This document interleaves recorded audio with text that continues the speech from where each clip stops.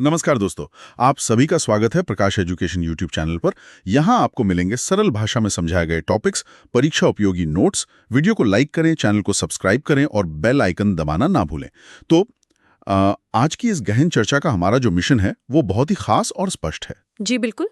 आज हम भारतीय संविधान के भाग 8 यानी जिसे हम संघ राज्य क्षेत्र या आम बोलचाल में यूनियन टेरिटरीज कहते हैं, उसे पूरी तरह से डिकोड करने वाले हैं। हम उसके एक एक अनुच्छेद का मतलब बहुत ही क्रमानुसार और गहराई से विश्लेषण करेंगे ताकि परीक्षा की तैयारी कर रहे विद्यार्थियों का कोई भी कॉन्सेप्ट ना छूटे। एकदम सही कहा आपने। अगर मैं अपनी बात करूं तो मैं अक्सर देखती हूं कि परीक्षा के दृष्टिकोण से ये टॉपिक बेहद महत्वपूर्ण है और काफी स्कोरिंग भी है। पर बच्चे से इग्नोर कर देते हैं। बिल्कुल। विद्यार्थी अक्सर मौलिक अधिकारों, संसद या न्यायपालिका जैसे बड़े चैप्टर्स पर तो हफ्तों लगा देते हैं, लेकिन संघ राज्य क्षेत्र वाले भाग को बस सरसरी तौर पर पढ़कर छोड़ देते हैं। हाँ, मैंने भी यही नोटिस किया है। और देखिए, यहीं पर परीक्षक ट्रिकी और गहराई वाले सवाल पूछ के फंसा देते हैं। तो आज की हमारी ये चर्चा ये सुनिश्चित करेगी कि इस टॉपिक के पीछे के क्यों और कैसे को हम इतनी अच्छी तरह समझ लें कि परीक्षा में आने वाला कोई भी प्रश्न गलत न हो। बिल्कुल। तो चलिए बिना किसी देरी के आज के इस ज्ञान के खजाने को खोलते हैं। चलो इसे थोड़ा विस्तार से समझते हैं। शुरुआत करते हैं बिल्कुल बुनियादी बातों से कि संविधान के भाग 8 में अनुच्छेद 239 से लेकर 242 तक संघ राज्य क्षेत्रों का वर्णन है। जी। वर्तमान में भारत में कुल 8 केंद्र शासित प्रदेश हैं। लेकिन यहाँ जो सबसे बड़ा वैचारिक सवाल उठता है वो ये है कि ये केंद्र शासित प्रदेश हमारे सामान्य राज्यों से अलग कैसे हैं। मतलब इनका प्रशासन सीधे केंद्र सरकार द्वारा क्यों किया जाता है। तो इस अंतर को समझने के लिए हमें थोड़ा सा व्यापक नजरिया अपनाना होगा। इसे एक बहुत ही आसान उदाहरण से समझते हैं। देखिए, राज्यों और केंद्र सरकार के बीच जो संबंध होता है वो एक संघीय यानी फेडरल संबंध होता है। फेडरल, जी। इसे आप एक संयुक्त परिवार या जॉइंट फैमिली की तरह मान सकते हैं, जहां राज्यों को अपने कमरे के नियम खुद बनाने की आजादी होती है। उनके पास अपनी शक्तियां होती हैं। सही कहा। लेकिन दूसरी तरफ केंद्र शासित प्रदेशों का केंद्र के साथ जो संबंध है वो एकात्मक यानी यूनिटरी होता है। इसे आप एक हॉस्टल की तरह समझ सकते हैं, जहां वार्डन यानी केंद्र सरकार ही सारे नियम तय करती है। सारी शक्तियां सीधे तौर पर केंद्र के पास निहित होती हैं। अरे वाह, ये हॉस्टल और वार्डन वाला उदाहरण तो काफी सटीक है। मतलब यूटी के पास वो संवैधानिक स्वायत्ता नहीं होती जो एक राज्य के पास होती है। बिल्कुल नहीं होती। और परीक्षकों के लिए यहाँ से एक बहुत ही अहम एग्जाम नोट बनता है। भारत में इन केंद्र शासित प्रदेशों की संरचना हमेशा से ऐसी नहीं थी। ये समय समय पर बदलती रही है। अच्छा, कैसे? विशेष रूप से 7वें संविधान संशोधन अधिनियम, जो कि 1956 में आया था, और हाल ही में जम्मू और कश्मीर पुनर्गठन अधिनियम 2019 ने इनकी वर्तमान संरचना को आकार दिया है। ये एक ऐसा ऐतिहासिक तथ्य है जो परीक्षाओं में कालक्रम यानी क्रोनोलॉजी वाले सवालों में बहुत बार पूछा जाता है। ठीक है, तो बुनियादी ढांचे को समझने के बाद अब अनुच्छेदों की गहराइयों में चलते हैं। हमारी पीडीएफ का अगला हिस्सा अनुच्छेद 239 पर केंद्रित है, जो प्रशासन की बात करता है। जी, अनुच्छेद 239 इसमें लिखा है कि प्रत्येक केंद्र शासित प्रदेश का प्रशासन सीधे राष्ट्रपति द्वारा किया जाता है। लेकिन जाहिर सी बात है, राष्ट्रपति खुद तो हर जगह जाकर दैनिक कार्यभार नहीं संभालेंगे, इसलिए वे अपने द्वारा नियुक्त एक प्रशासक यानी एडमिनिस्ट्रेटर के माध्यम से ये काम करते हैं। हाँ, और यहाँ एक और रोचक बिंदु है जो पीडीएफ में भी है। बिल्कुल, कि किसी पड़ोसी राज्य के राज्यपाल को भी इस प्रशासक के रूप में नियुक्त किया जा सकता है। जी हाँ, और यहीं पर प्रतियोगी परीक्षाओं का सबसे बड़ा ट्रैप छिपा होता है। जब हम प्रशासक शब्द का इस्तेमाल करते हैं तो अक्सर विद्यार्थी इसे राज्य के राज्यपाल के समकक्ष मान लेते हैं, लेकिन ऐसा बिल्कुल नहीं है। तो फिर असली अंतर क्या है? इस पद की वास्तविक प्रकृति को समझना बहुत जरूरी है। एग्जाम नोट के तौर पर इसे याद रखें कि ये प्रशासक राष्ट्रपति का एक अभिकर्ता यानी एजेंट होता है। एजेंट होता है, ओके। वह किसी राज्य के राज्यपाल की तरह उस क्षेत्र का संवैधानिक प्रमुख नहीं होता। अच्छा, इसका मतलब है कि जब कोई पड़ोसी राज्य का राज्यपाल किसी यूटी का प्रशासक बनता है तो वो एक साथ दो बिल्कुल अलग भूमिकाएं निभा रहा होता है। एकदम सही पकड़ा आपने। एक तरफ वो अपने मूल राज्य का संवैधानिक प्रमुख है, जहां उसे मुख्य रूप से अपनी मंत्री परिषद की सलाह मानकर काम करना है, और दूसरी तरफ उसी वक्त जब वो उस केंद्र शासित प्रदेश का प्रशासक है तो वो सीधे राष्ट्रपति के एजेंट के रूप में अपनी मंत्रिपरिषद से स्वतंत्र होकर काम करता है। ये अभिकर्ता या एजेंट कीवर्ड स्टेटमेंट बेस्ड सवालों में बहुत बार आता है। ये कॉन्सेप्ट तो अब एकदम स्पष्ट हो गया। अब आगे बढ़ते हैं पीडीएफ की तीसरी स्लाइड पर, अनुच्छेद 239 क पर। ये स्थानीय विधानमंडल की बात करता है। पीडीएफ के अनुसार इसे 14वें संविधान संशोधन 1962 द्वारा जोड़ा गया था। जी। इसके तहत संसद को ये शक्ति दी गई है कि वो पुदुचेरी और अब जम्मू कश्मीर के लिए एक विधानमंडल या मंत्रिपरिषद या दोनों का गठन कर सकती है। लेकिन पीडीएफ में जो बात मुझे सबसे ज्यादा दिलचस्प लगी वो इसकी कानूनी प्रक्रिया से जुड़ी है। यहाँ जो बात सबसे दिलचस्प है वो इसका एक बहुत ही महत्वपूर्ण एग्जाम नोट है। आप शायद उस तकनीकी बिंदु की बात कर रहे हैं जहां संसद के कानून बनाने की प्रक्रिया का जिक्र है। बिल्कुल, पीडीएफ में बहुत ही स्पष्ट रूप से हाईलाइट किया गया है कि जब संसद अनुच्छेद 239 क के तहत विधानमंडल बनाने का कानून पारित करती है तो उसे अनुच्छेद 368 के तहत संविधान संशोधन नहीं माना जाता है। और यही बात इस अनुच्छेद को इतना खास बनाती है। अक्सर विद्यार्थी सोचते हैं कि चूंकि संविधान में एक नई विधानसभा जोड़ी जा रही है तो इसके लिए अनुच्छेद 368 के तहत विशेष बहुमत की आवश्यकता होगी। हाँ, लॉजिकल तो यही लगता है। लेकिन वास्तविकता ये है कि संसद ये काम एक साधारण बहुमत से सामान्य कानून बनाने की प्रक्रिया के जरिए कर सकती है। परीक्षकों को ये विरोधाभास बहुत पसंद है। मतलब वो फंसाने वाले सवाल बनाते हैं। बिल्कुल, वे अक्सर सवाल देते हैं कि पुडुचेरी की विधानसभा का निर्माण अनुच्छेद 368 के तहत संविधान संशोधन द्वारा किया गया था, और जो छात्र गहराई से नहीं पढ़े होते वे इसे सही मान लेते हैं। ये सच में एक ऐसा बिंदु है जहां गलती होने की पूरी गुंजाइश रहती है।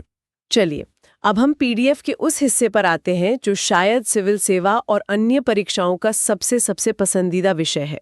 आप अनुच्छेद 239 क की बात कर रहे हैं? हाँ बिल्कुल, अनुच्छेद 239 क यानी दिल्ली के लिए विशेष उपबंध। इसे 69वें संविधान संशोधन 1991 द्वारा संविधान में शामिल किया गया था और इसी ने दिल्ली को राष्ट्रीय राजधानी राज्य क्षेत्र या एनसीटी का विशेष दर्जा दिया।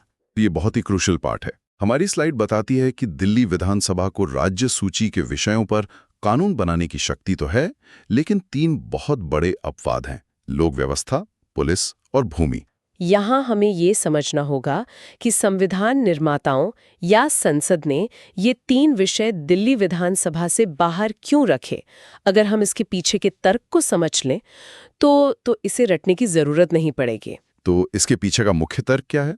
देखिए, दिल्ली केवल एक शहर नहीं है, यह देश की राष्ट्रीय राजधानी है।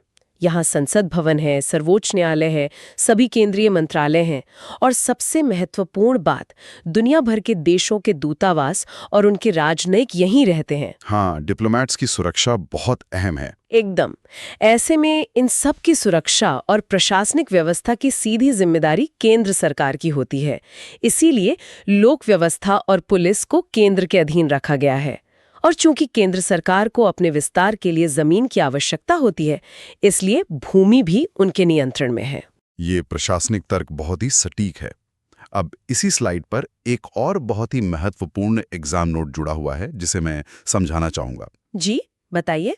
सामान्यतः हम देखते हैं कि राज्यों में मंत्रिपरिषद का आकार विधानसभा की कुल सदस्य संख्या के 15% तक हो सकता है, लेकिन दिल्ली के मामले में ये सीमा बहुत ही सख्ती से 10% निर्धारित की गई है। ये बहुत ही बेहतरीन अवलोकन है पीडीएफ से। चूंकि दिल्ली में 70 सदस्यों की विधानसभा है, इसका गणित बहुत सीधा है।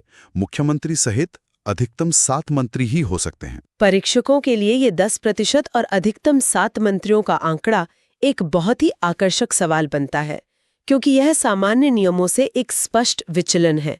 विद्यार्थियों को ये आंकड़ा बिल्कुल कंठस्थ होना चाहिए। अब यहाँ पीडीएफ पढ़ते हुए मेरे मन में एक सवाल आ रहा है। क्या सवाल है? अगर सब कुछ ठीक चल रहा है तब तो बढ़िया है, लेकिन मान लीजिए कि किसी प्रशासनिक कारण से दिल्ली का प्रशासन अनुच्छेद 239 क ख के अनुसार न चल पाए, तो क्या होगा? क्या वहां सब कुछ ठप पड़ जाएगा, या क्या वहां सामान्य राज्यों की तरह राष्ट्रपति शासन लागू हो जाएगा? ये एक बहुत ही तार्किक सवाल है और इसका जवाब हमें स्लाइड 5 के अनुच्छेद 239 क ख में मिलता है। यह संविधान की इस बारीकी में छिपा है कि दिल्ली एक पूर्ण राज्य नहीं है, इसलिए वहां सीधे तौर पर अनुच्छेद 356 लागू नहीं होता। अच्छा, तो फिर क्या लागू होता है? इसके बजाय अनुच्छेद 239 क ख विशेष रूप से केवल और केवल दिल्ली के लिए बनाया गया है। ये प्रावधान संवैधानिक तंत्र की विफलता से निपटता है। यदि राष्ट्रपति को उपराज्यपाल की रिपोर्ट से ये समाधान हो जाता है कि प्रशासन सही ढंग से नहीं चल रहा है, तो वे अनुच्छेद 239 क ख के प्रावधानों को निलंबित कर सकते हैं। मतलब ये काम बिल्कुल राष्ट्रपति शासन की तरह ही करता है, लेकिन इसे एक अलग अनुच्छेद के तहत रखा गया है। बिल्कुल। और एग्जाम नोट के नजरिए से इसका मुख्य उद्देश्य यह सुनिश्चित करना है कि देश की राजधानी में एक पल के लिए भी कोई प्रशासनिक शून्यता पैदा न हो। एक राज्य में अगर प्रशासन कुछ दिन ठप रहे तो शायद देश चल जाए, लेकिन राष्ट्रीय राजधानी बिना किसी मजबूत प्रशासन के काम नहीं कर सकती। ये बात तो पूरी तरह समझ में आती है। चलिए अब चर्चा का रुख कार्यकारी शक्तियों से हटाकर विधायी शक्तियों की तरफ करते हैं।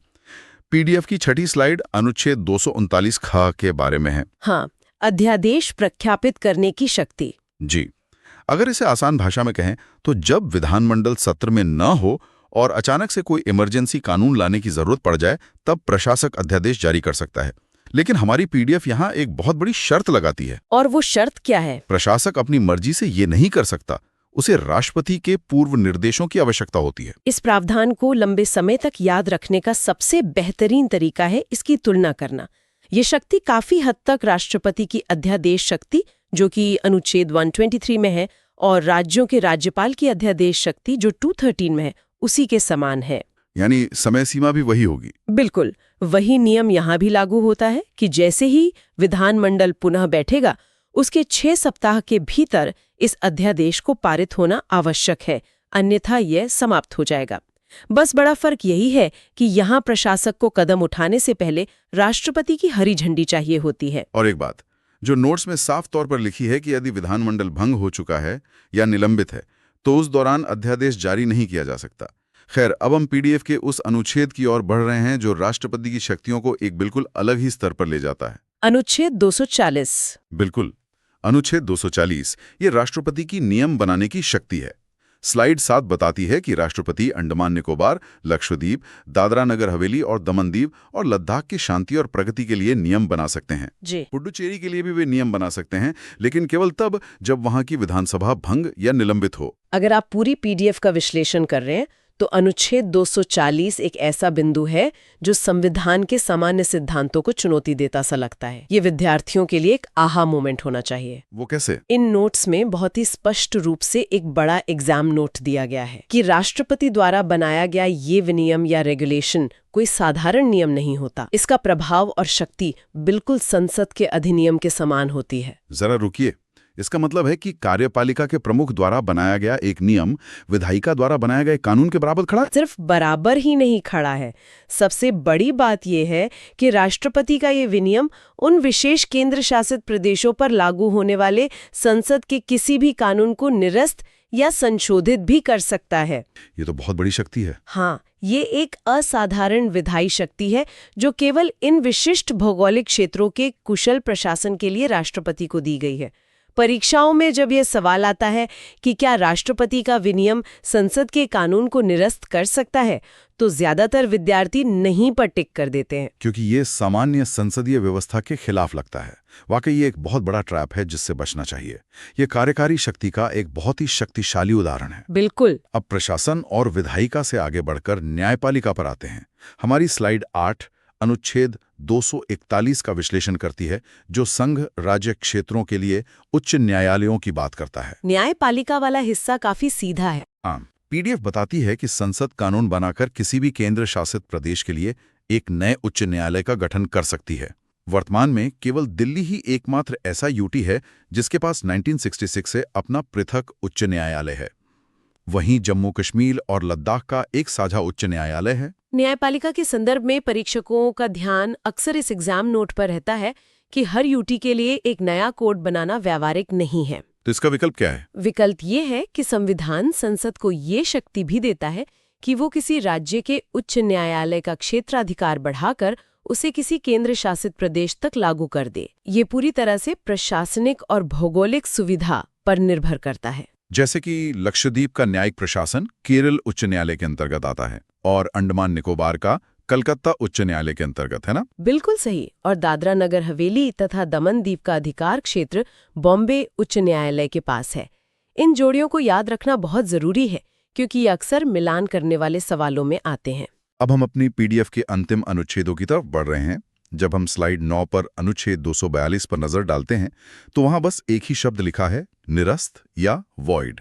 ऐसा क्यों है? इसके पीछे का ऐतिहासिक संदर्भ बहुत दिलचस्प है। जब हमारा मूल संविधान बना था तब भारत के राज्यों को भाग ए, बी, सी और डी की श्रेणियों में बांटा गया था। हाँ, ये हमने पहले पढ़ा है।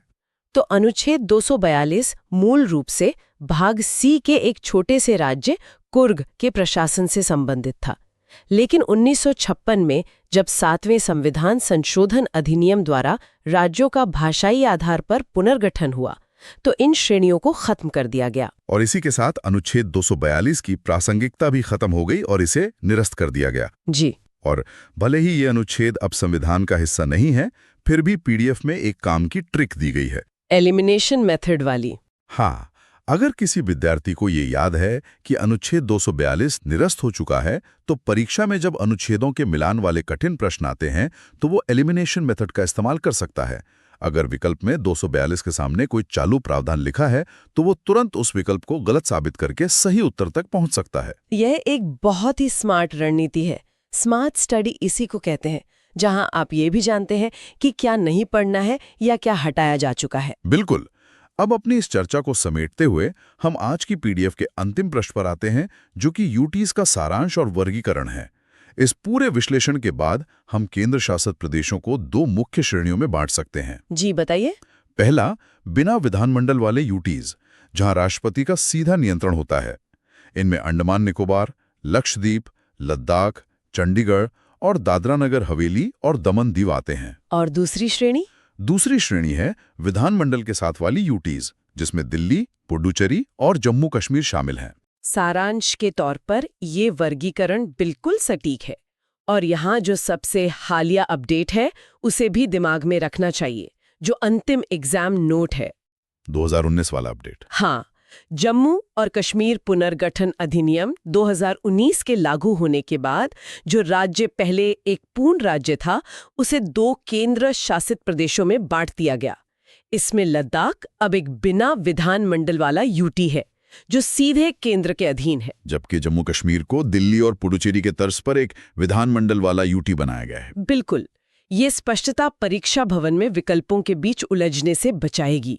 तो दोस्तों, इसी के साथ हमने आज अपलोड की गई पीडीएफ और इस पूरे टॉपिक का गहराई से विश्लेषण कर लिया है। हमने जाना कि राज्य और केंद्र शासित प्रदेश में बुनियादी फर्क क्या है, प्रशासक की दोहरी भूमिका कैसे काम करती है, पुडुचेरी की विधानसभा का निर्माण कैसे एक साधारण कानून से होता है और दिल्ली के लिए 10% मंत्रियों का खास नियम क्या है। और हमने अध्यादेश की शक्तियां भी देखी। हाँ, और राष्ट्रपति के विनियमों की वो असाधारण शक्ति भी देखी, जो संसद के कानूनों को भी पलट सकती है। ये संपूर्ण जानकारी आगामी परीक्षाओं में सीधे अंक दिलाने में आपकी बहुत मदद करेगी। आज के इस पूरे विश्लेषण से और हमारी स्रोत सामग्री से एक बात बहुत ही स्पष्ट होकर सामने आती है कि हमारे संविधान निर्माताओं ने पूरे देश के लिए एक आकार सभी के लिए उपयुक्त का कठोर नियम नहीं अपनाया। वन साइज फिट्स ऑल वाला नियम। जी, जहां दिल्ली को कुछ शक्तियां मिली हैं, वहीं अंडमान पर सामरिक और प्रशासनिक कारणों से सीधा नियंत्रण है। तो विद्यार्थियों, आज के इस चर्चा को खत्म करने से पहले हमारा विचारणीय प्रश्न ये है, जरा सोचिए कि भारत जैसी विशाल और विविधतापूर्ण भौगोलिक व्यवस्था में केंद्र के पास इस तरह की अलग-अलग नियंत्रण शक्तियां होना क्या हमारे लोकतंत्र की मजबूती है या ये संघवाद के सामने एक चुनौती प्रस्तुत करता है? क्या शानदार सवाल है सोचने के लिए। एक प्रशासनिक अधिकारी बनने की तैयारी कर रहे हर विद्यार्थी को इस तरह के वैचारिक द्वंद्व पर जरूर मनन करना चाहिए। बिल्कुल। इसी सवाल के साथ हम आज की इस गहन चर्चा को यहीं समाप्त करते हैं। हमें पूरी उम्मीद है कि भारतीय संविधान के भाग 8 का ये टॉपिक अब आपके लिए एकदम क्रिस्टल क्लियर हो गया होगा। जाने से पहले एक बार फिर याद दिला दूं, वीडियो को लाइक करें, अपने दोस्तों के साथ शेयर करें और चैनल को सब्सक्राइब करके बेल आइकन जरूर दबा लें, ताकि आगे आने वाला कोई भी महत्वपूर्ण टॉपिक आपसे न छूटे। हम बहुत जल्द एक नए और रोचक टॉपिक के साथ वापस लौटेंगे। तब तक के लिए पढ़ते रहिए, चीजों को गहराई से समझते रहिए और आगे बढ़ते रहिए। नमस्कार।